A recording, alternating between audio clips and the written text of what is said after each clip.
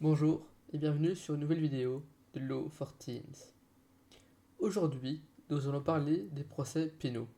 Il faut savoir que le droit est généralement séparé en deux grandes catégories.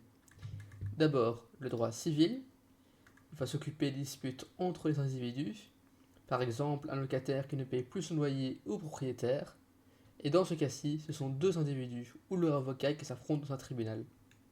Et d'autre part, le droit pénal, qui concerne les infractions à la loi pénale, par exemple un vol, une agression, une escroquerie, un meurtre. Et dans ce cas-ci, c'est un représentant du gouvernement, le procureur du roi, qui poursuit une personne. Dans cette vidéo, nous allons parler du droit pénal. Plus précisément, nous allons parler du déroulement de la procédure, de la commission du crime jusqu'à la condamnation. Lorsqu'une infraction est commise, si la police l'apprend, elle commence à enquêter. Elle interroge des témoins, cherche des preuves, etc. Ensuite, il y a deux possibilités. Dans le premier cas, la police trouve qu'elle a assez d'éléments pour prouver qu'un suspect est coupable. Et dans ce cas-ci, l'affaire est uniquement transmise au procureur du roi, qui poursuivra le suspect au tribunal pour qu'il soit condamné. Et le deuxième cas, c'est que la police trouve qu'elle n'a pas assez d'éléments, et donc il est nécessaire de continuer à investiguer.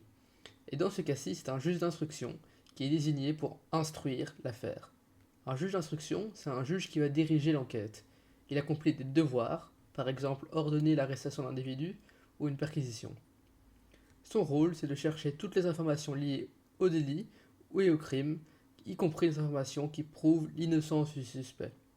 On dit qu'il instruit à charge et à décharge. En général, hormis citation directe, lorsque l'enquête est terminée, est fixé ce qu'on appelle le règlement de procédure.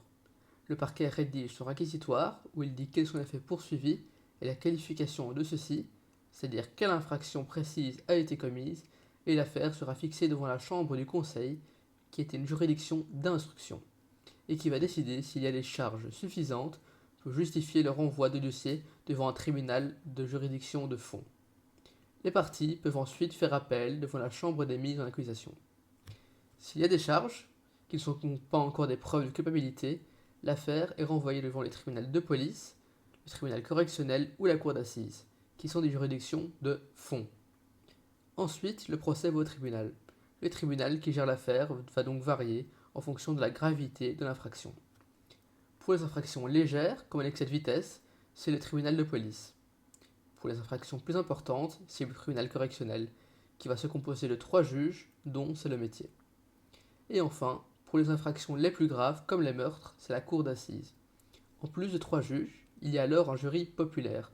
Ce jury populaire, il est composé de 12 personnes ordinaires de plus de 28 ans.